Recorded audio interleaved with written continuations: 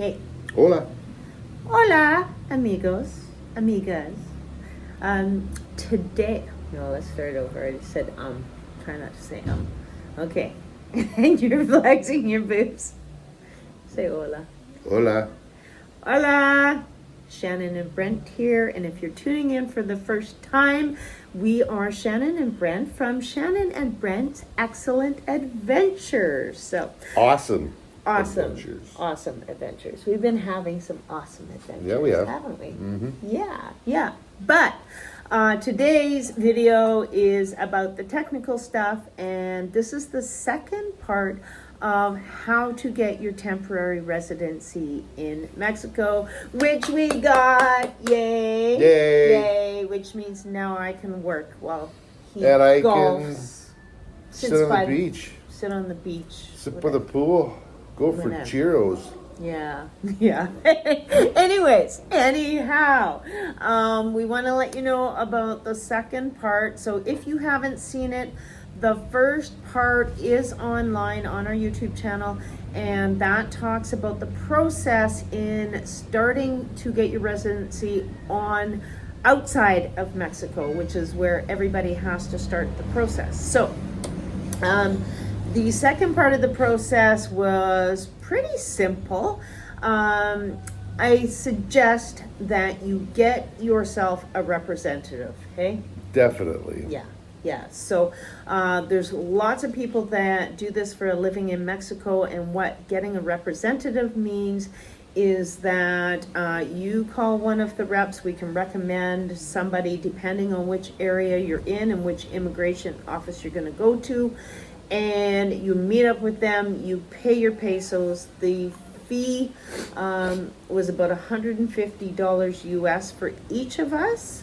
But and no headaches. You just sit there. They do everything. No headache. Totally worth it. They do all the paperwork for it. So how it works, once you get your temporary residency in your passport outside of Mexico, you have 30 days once you enter Mexico to make sure that you hit the immigration office, right? Yes. So we were pretty close because it was over Christmas time. We were traveling and all of that. So we had till December 21st to get it, and we didn't get our appointment until December 19th. So I suggest that you make your appointment with your representative. They're going to take care of setting the appointment for you and everything.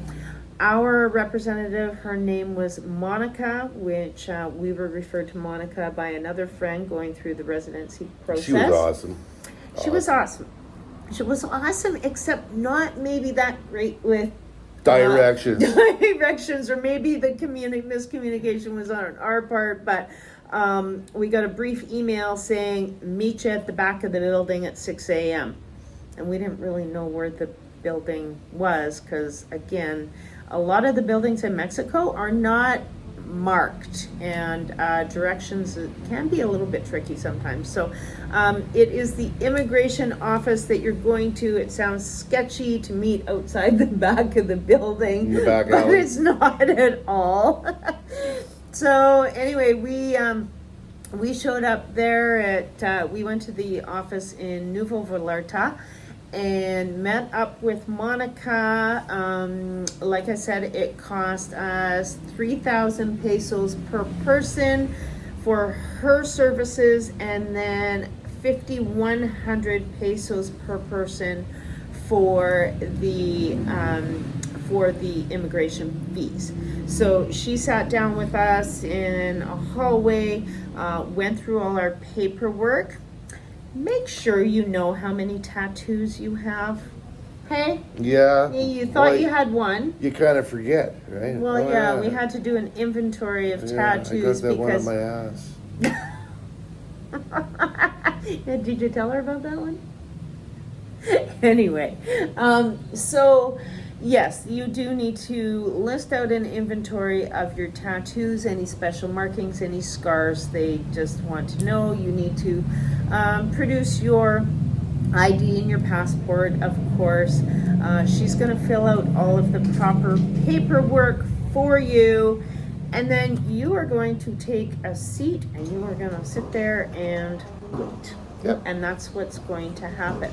So she'll go into the immigration room and wait until her turn, until she is called.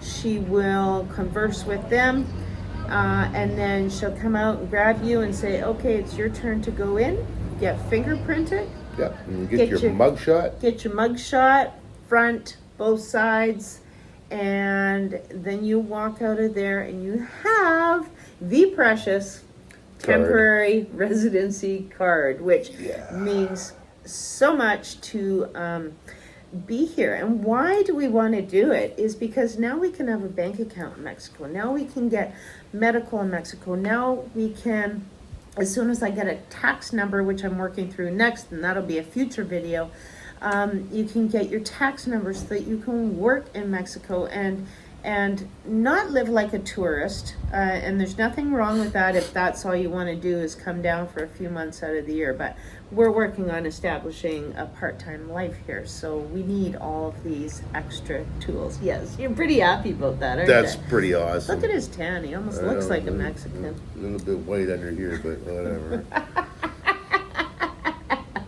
The whole world is going to see this. I don't care. I know you don't. So anyway, that is basically the process. But I want to reiterate, don't try and do this yourself. Make sure you hire a representative, and everybody else that was in line there had representatives as well. That's just the easy peasy way to do it. In our case, she went and did an extra step for us because we drove across the border. So when we drove across the border, because we only had 30 days before our status in Mexico was going to change, that meant that our temporary import permit on our vehicle was only good for 30 days as well. So what she also had to do, she called her niece in because we now had to change our tip to match up with our residency. And so she called her niece in. Niece came, grabbed a bunch of paperwork, we did some more paperwork, ran out to the Banjercito at the airport, and by the time we had our residency cards done, we all zipped out to the airport. She had the tip all changed, and it was just easy peasy because of these wonderful people that do this job. Yeah, so they know exactly what they're doing, and they're so helpful. And well, it's just so easy. Just pay the few pesos and have it done the right way. Yeah. So anyways, it's not very complicated. I've been having conversations with people explaining the process, and people are going, well, that's it? And they're like, yeah, it's not like trying to get residency in the US or in Canada. It's a very simple process. If you haven't watched part 1 of the temporary residency process, please go back and watch that. That is the part that takes a little bit more work. So anyhow, that's it. Today we are in Malaki, Mexico, and traveling around, still looking for a place that we want to live. So stay tuned for all our future adventures. Please like, subscribe, comment, share, tell all your friends. Yeah. Yeah? You can do this yourself. No, I can't be Brent and Shannon if there's no Brent. Okay. Okay? All right, here I am. All right. Hola, amigos. Muchas gracias. Mwah.